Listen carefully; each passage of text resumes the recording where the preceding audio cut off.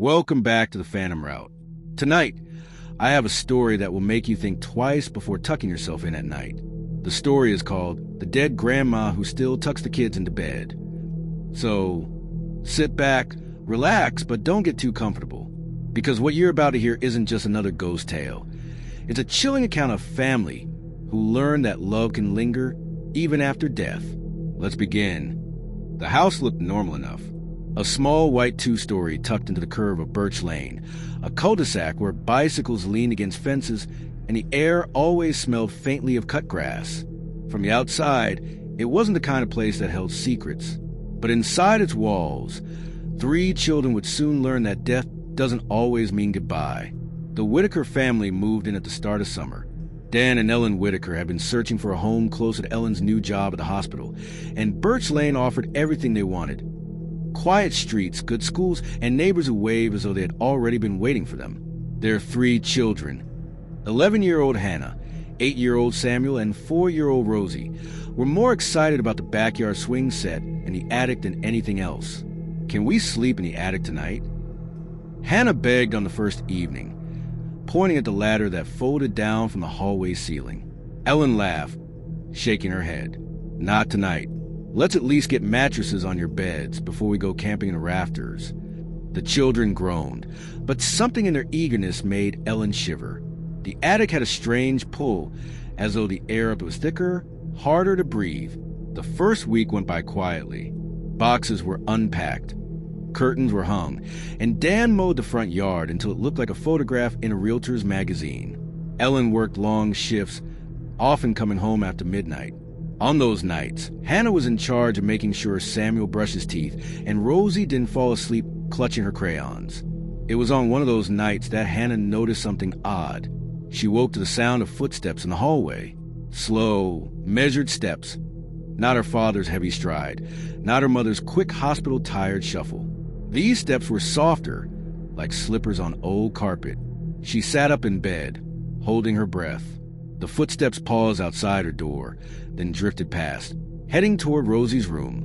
Hannah slid from her bed and crept into the hallway. The air smelled faintly of lavender and mothballs, the same smell that had clung to her grandmother's cardigans. When she peeked into Rosie's room, she froze. Someone, some figure, was bending over her sister's bed, tucking the blanket up to Rosie's chin. The figure's hand lingered, brushing Rosie's hair back gently, just the way Grandma Whitaker used to. Hannah blinked. The figure was gone. Rosie murmured in her sleep, rolling onto her side. The blanket stayed neatly tucked. Hannah's skin prickled. She didn't say anything the next morning. By the second week, all 3 children had seen her. Samuel was the next.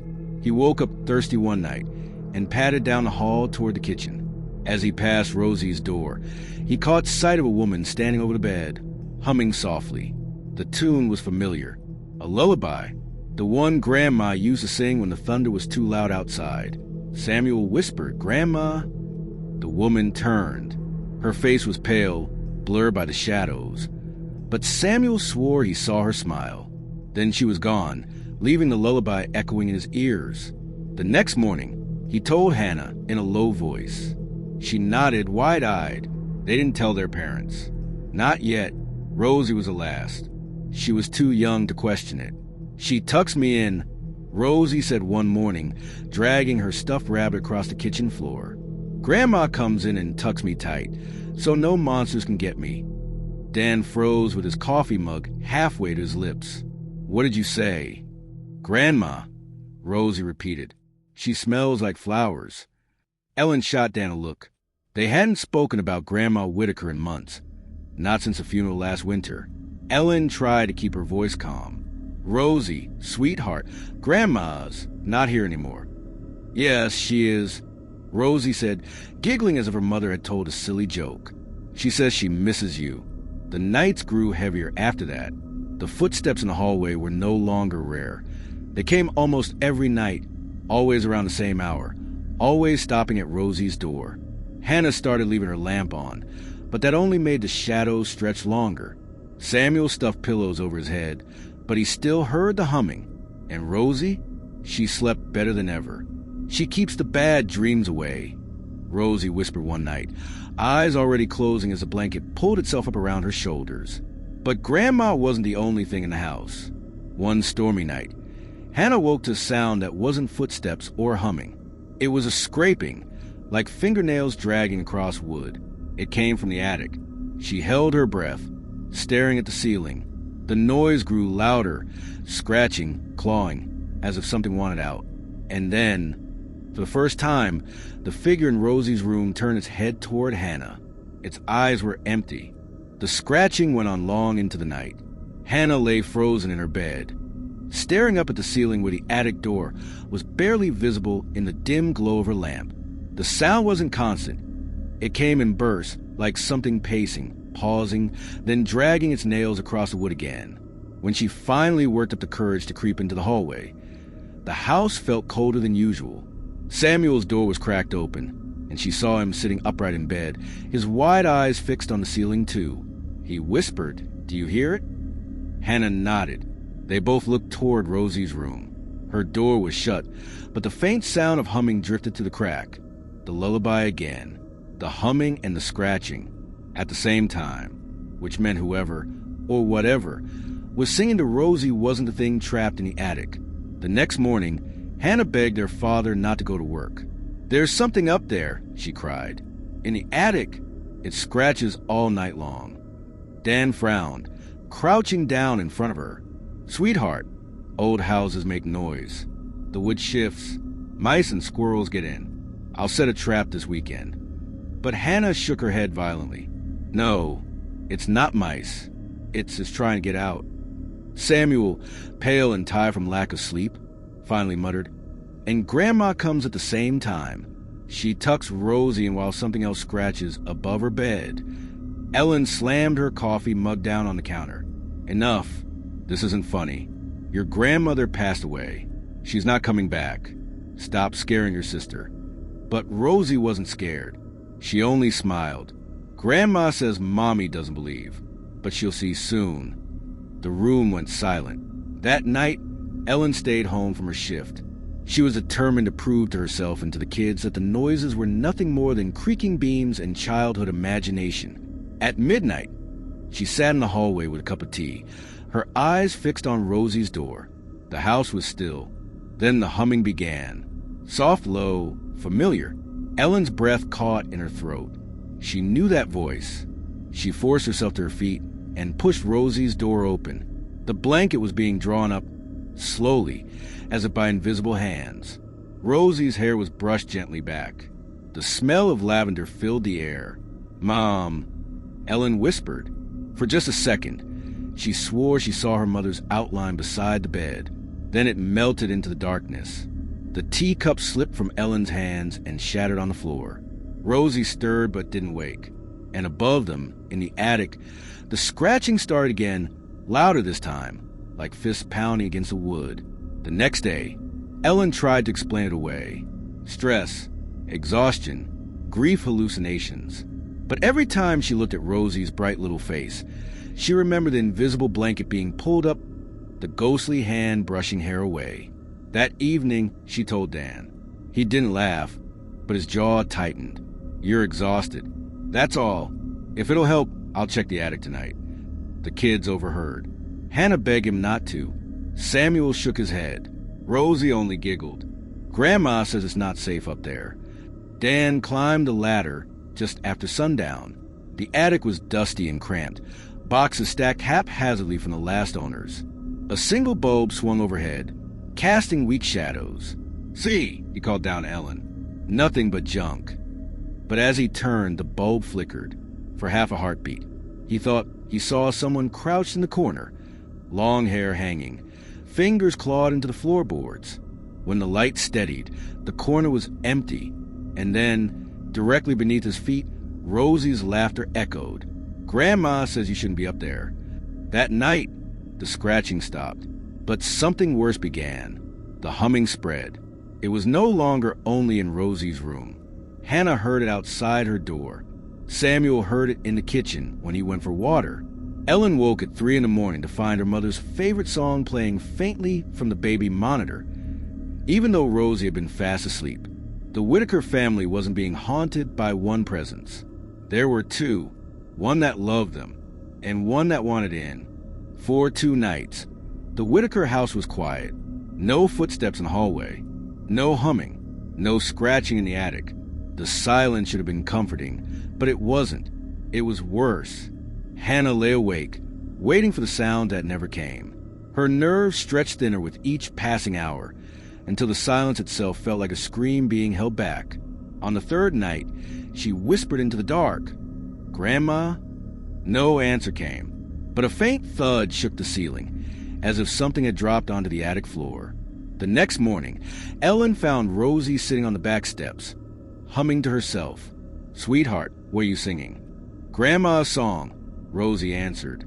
Then her face darkened, and she added in a whisper, "But she doesn't come anymore. She says she can't keep it locked in by herself." Ellen crouched, her hands trembling. "Keep what locked in?" "The other one," Rosie said simply. "The one that scratches." Ellen's stomach turned. She pulled Rosie close, though the child only giggled and slipped away, as though none of it frightened her. That night, Dan decided to put an end to it. He pulled the ladder down, flashlight in hand. "If it's a raccoon, I'll chase it out. If it's nothing, then we all need to stop feeding the kids' imaginations." Hannah and Samuel clutched each other at the bottom of the ladder. Ellen wanted to stop him, but something, maybe pride, maybe fear what she'd already seen, kept her frozen. Dan disappeared into the attic. The beam of his flashlight cut across boxes and insulation. The smell up there was stronger now, not just dust, but something sour, rotting. "See? Nothing," he called down. Then the light flickered. The kids watched the shadow jerk violently against the ceiling. The sound of something heavy scraping filled the attic, followed by Dan's sharp intake of breath. "Dan!" Ellen cried. He stumbled back to the ladder, pale, his shirt torn as if by claws. He came down fast, pulling the ladder shut behind him. "What happened?" Ellen demanded. Dan swallowed hard. "There's something up there. Something that doesn't want us here." The days that followed were worse.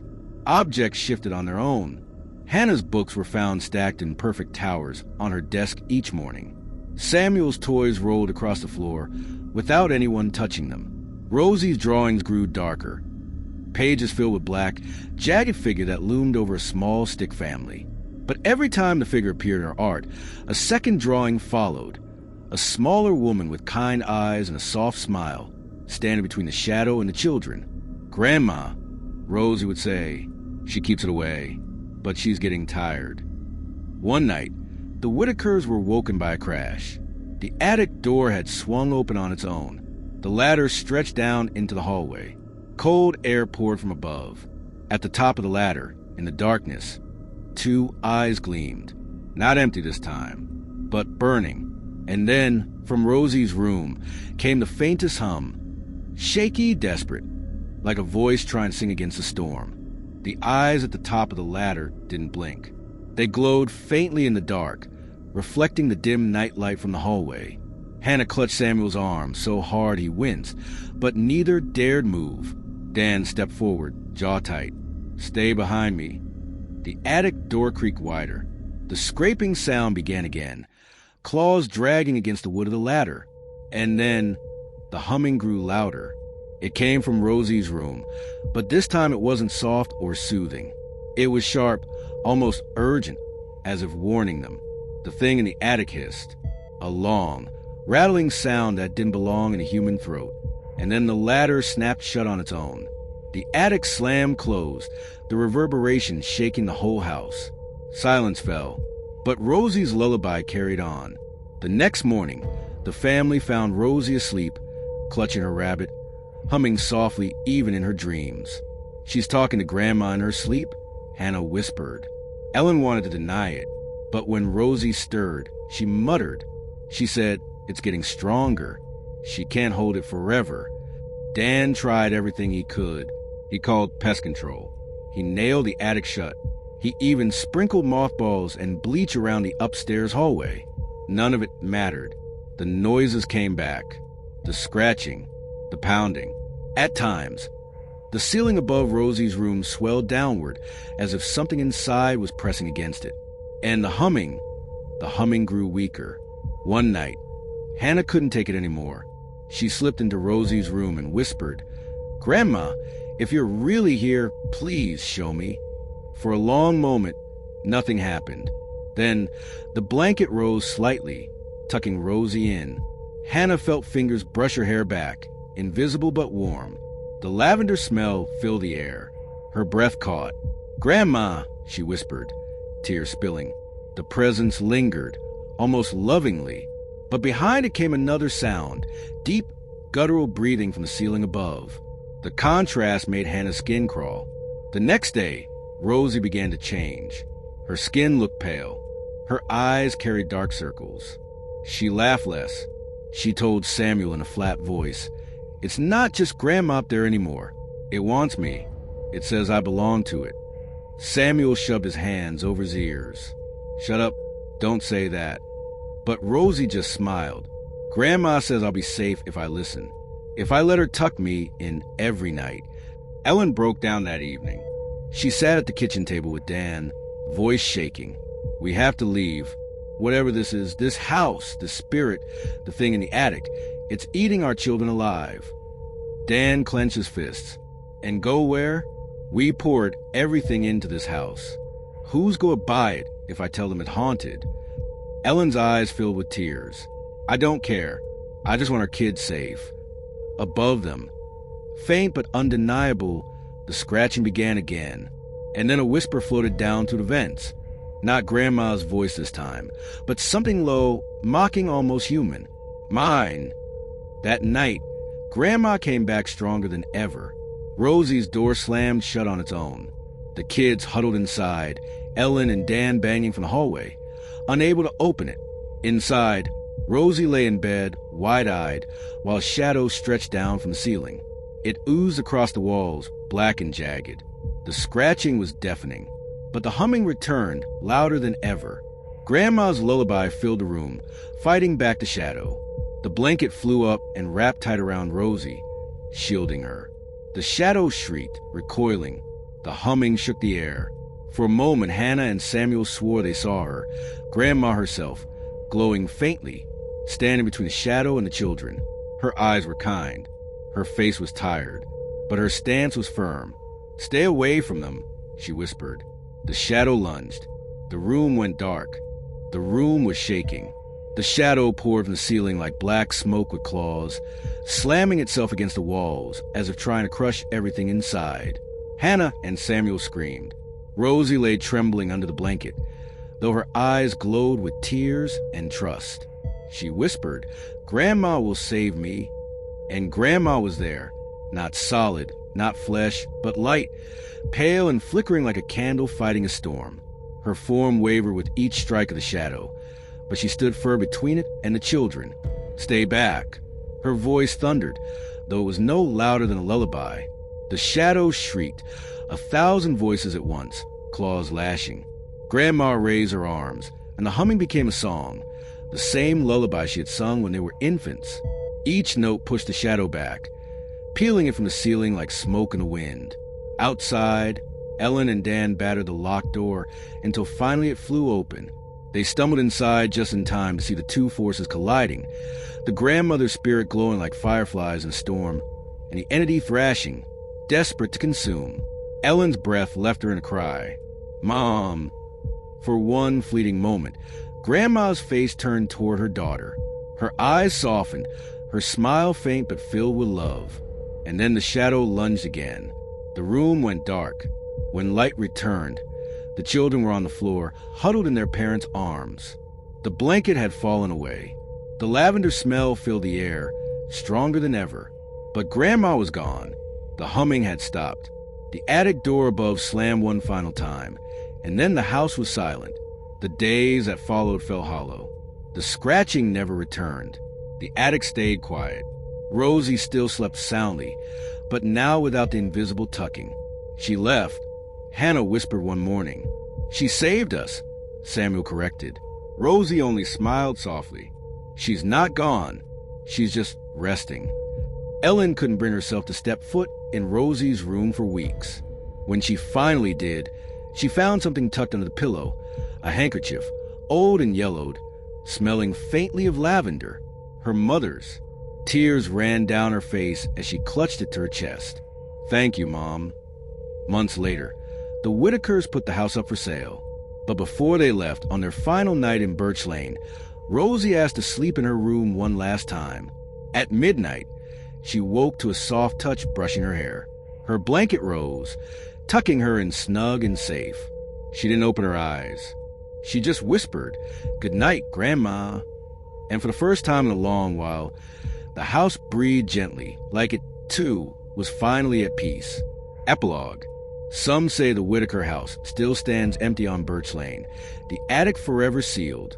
Neighbors whisper that sometimes, on stormy nights, a lullaby drifts from windows.